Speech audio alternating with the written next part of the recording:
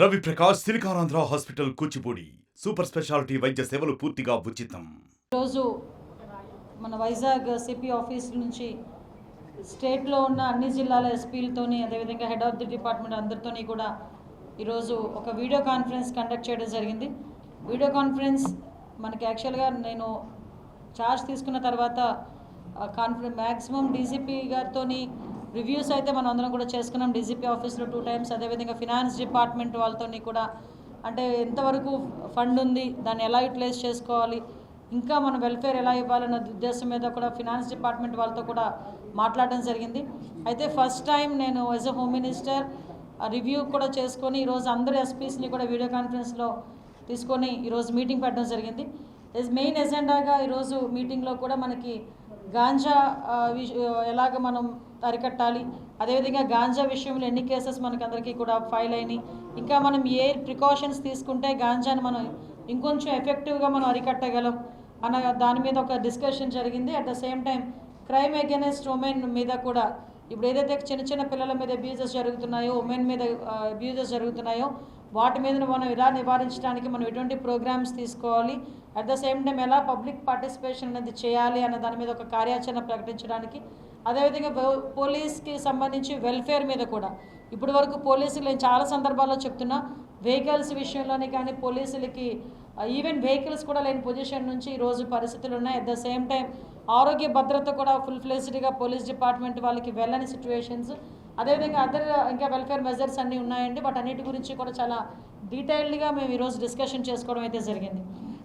Discussion చేసుకున్న ప్రతిసారి కూడా ఏదైతే మనకి పోలీస్ డిపార్ట్మెంట్ ఇన్వెస్టిగేషన్కి సంబంధించి ఇంతకు ముందున్న టూల్స్ ఈరోజు లేకపోవటం ఒక ఎత్తు, గాంజా విషయంలోని విచ్చలవిడితనం పెరిగిపోయి ఏ క్రైమ్ జరిగినా కూడా దాని వెనకాతల గాంజా అన్నది బేస్ అయిపోవటం అన్నది మనందరం కూడా చూస్తున్నాం.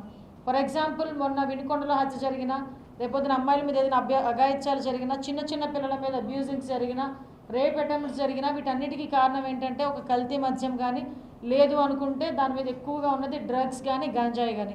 ఎస్పెషల్లీ మన 5 జిల్లాల్లోని కూడా విపరీతంగా గంజా అక్కడ పెంచడం అనేది లాస్ట్ 5 yearsలో జరగటం, మళ్ళీ దాన్ని ఇప్పుడు అరికట్టడానికి కనీసం ఆ టైంలో మీకు అప్పుడు కూడా చెప్పాను, మళ్ళీ ఇప్పుడు చెప్తున్నా, మన ఏఎస్ఆర్ జిల్లా నుంచి ఇక్కడ కిందకి వచ్చే రూట్స్లో చాలా రూట్స్ ఉన్నా కూడా కేవలం మొక్కుబడిగా ఒక 3 చెక్ పోస్టులు మాత్రమే పెట్టి ఆ రోజు కూడా రవాణాకి ఇంచుమించుగా కొంతమంది రాజకీయ నాయకుల ప్రోద్బలంతో అది వ్యాపారమే సాగింది. ఇప్పుడు దాన్ని బేస్ చేసుకుని అటువంటివి ఏమీ జరగకుండా చూసుకునేదానికి శ్రీకాకుళం నుంచి మెయిన్గా ఈ 5 జిల్లాలని కాన్సన్ట్రేట్ చేసి శ్రీకాకుళం, విజయనగరం, విశాఖపట్నం, అనకాపల్లి, ఏఎస్ఆర్తో పాటు మన్యం కూడా యాడ్ చేసి ఎక్కడ కూడా ఈ కల్టివేషన్ అనేది జరగకుండా చూసుకునేదానికి డ్రోన్ సిస్టమ్స్, అదేవిధంగా శాటిలైట్ ఇమేజెస్ క్యాప్చర్ చేయడానికి, అదేవిధంగా ట్రాన్స్పోర్టేషన్ ఎక్కడ కూడా ఎక్కువగా ట్రాన్స్పోర్టేషన్ జరగకుండా అరికట్టడానికి చెక్ పోస్టులు పెట్టడం కానీ, చెక్ పోస్టుల దగ్గర సీసీ క్యామ్స్ పెట్టడం కానీ, దాని కమాండ్ కంట్రోల్ రూమ్స్ ఏర్పాటు చేసుకోవడం కానీ, వీటన్నిటి మీద కూడా ఒక సిస్టమేటిక్గా ప్రణాళికాబద్ధంగా ముందుకెళ్తున్నాం. అట్ ద సేమ్ టైం మీ అందరికీ తెలిసిందే, లాస్ట్ క్యాబినెట్లో ఒకసారి డిస్కస్ చేసుకొని ఎస్పెషల్లీ గాంజా నివారణ గురించి ఒక సబ్ కమిటీనే ఏర్పాటు చేసిన పరిస్థితి కూడా మనందరం కూడా చూసుకున్నాం. ఆ సబ్ కమిటీలో ఎడ్యుకేషన్ డిపార్ట్మెంట్, అదేవిధంగా excise department, tribal welfare department, health department and home department కలిపి ఒక సబ్ కమిటీ కూడా ఏర్పాటు చేసుకున్న సబ్ కమిటీలోని కొన్ని డెసిషన్స్ తీసుకొని ఈ నార్కోటిక్ టాస్క్ ఫోర్స్ అన్నది స్పెషల్గా ఒక ఇంతకు ముందు మనకి సబ్లో ఉండేది నార్కోటిక్ అన్నది, దీన్ని మళ్ళీ సపరేట్ చేసి ఏదైతే తెలంగాణలో ఎలాగైతే ఉందో సేమ్ యాస్టిస్ టాస్క్ ఫోర్స్ని కూడా ఇక్కడ ఏర్పాటు చేసుకొని దానికి సపరేట్గా ఒక మెన్ను కూడా మనం అలోకేట్ చేసి దానికి ఒక ఎస్పీ లెవెల్ వ్యక్తిని కూడా అలోకేట్ చేయడానికి అందరం కూడా ఒక సిస్టమేటిక్ ఒక ప్రణాళిక అయితే సిద్ధమవుతుంది. అది యాజ్ ఎర్లీ యాజ్ పాసిబుల్ మనకి దీనికి వస్తుందండి, రన్నింగ్లో కూడా వస్తుంది. At the same time already told free number కూడా వచ్చింది.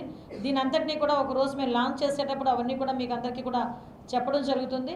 అదేవిధంగా లాస్ట్ టైం ఏదైతే మేము ఉన్నామో దాని మీద కూడా ఈ గంజా ఎక్కడైతే మనకి పట్టుకొని అంటే వాళ్ళ దగ్గర ఉన్న ఇన్ఫర్మేషన్ ఇస్తారో వాళ్ళకి కూడా ఒక ప్రైజ్ మనీ గురించి కూడా ఇదంతా డీటెయిల్డ్గా ఒక సిస్టమేటిక్గా ఏదో ఈరోజు చెప్పామో రేపు ఇచ్చేయాలన్నది కాకుండా దీన్ని ఒక పక్కా ప్రణాళికతో ఏర్పాటు చేసుకున్నాం. దీన్ని as L as possible within 1 weekలో మీ అందరి ముందుకి కూడా తీసుకుని వస్తాం. అట్ ద సేమ్ టైం ఇవే కాకుండా చెక్ పోస్టులు నిర్మాణం కానీ ఎస్పెషల్లీ మేము ఒక ప్రణాళిక కూడా సిద్ధం చేసుకున్నాం. అన్ని జిల్లాల్లోని కూడా ఒక అవేర్నెస్ క్యాంప్స్, ఒక ఫాస్ట్ మనకి ఒక స్పెషల్ డ్రైవ్ ఏర్పాటు చేసుకుంటున్నాం. ఒక స్పెషల్ డ్రైవ్ కూడా women and child welfare, at the same time education department, home department కలిపి ఒక స్పెషల్ డ్రైవ్ కూడా ఏర్పాటు చేసుకుంటున్నాం. ఆ స్పెషల్ డ్రైవ్లోని కూడా ఈ గాంజా గురించి చెప్పడం ఒక ఎత్తు, ఈ చైల్డ్ అబ్యూజింగ్స్ మీద, ఈ పోక్సో యాక్ట్ మీద కూడా వాళ్ళకి ఒక అవగాహన కలగాలి. ఇప్పుడు ఫర్ ఎగ్జాంపుల్ చాలామంది ఏమనుకుంటారంటే మైనర్ గర్ల్ని తీసుకెళ్ళిన తర్వాత ఎవరు తీసుకెళ్తున్నాడో వాడి మీద కూడా పోక్సో యాక్ట్ ఉంటుంది.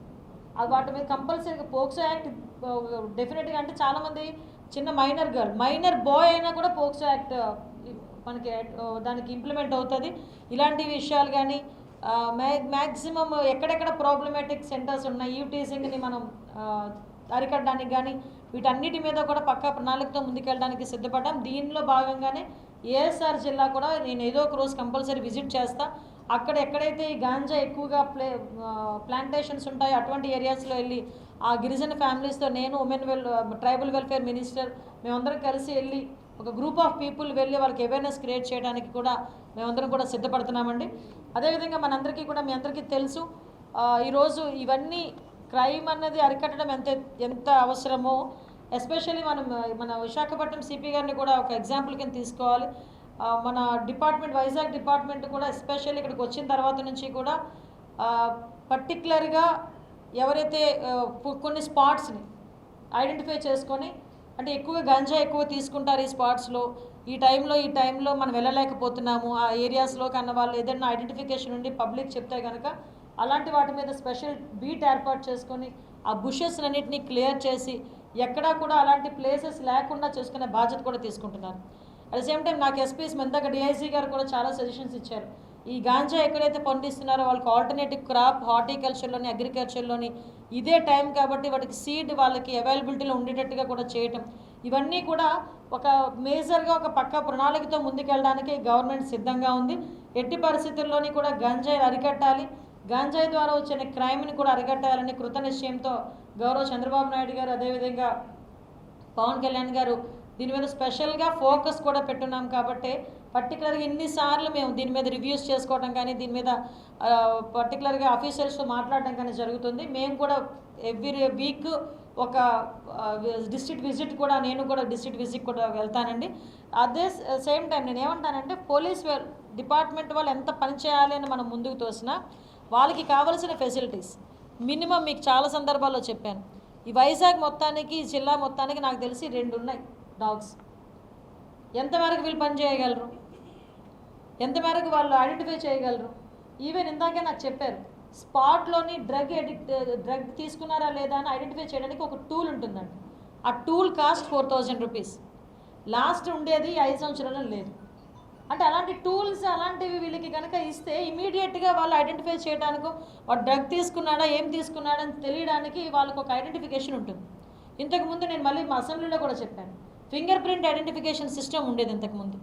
ఎవరైనా అన్ఎక్స్పెక్టెడ్గా అక్కడ కొంచెం సస్పీషియస్గా తిరుగుతున్నాడు ఒకడు, అరే నువ్వు ఎక్కడున్నావు ఒకసారి ఫింగర్ ప్రింట్ వేయి అని చెప్పి, ఈవెన్ దో నాకు తెలిసి పామ్ ఐడెంటిఫికేషన్ కూడా ఉండేది ఇంతకుముందు.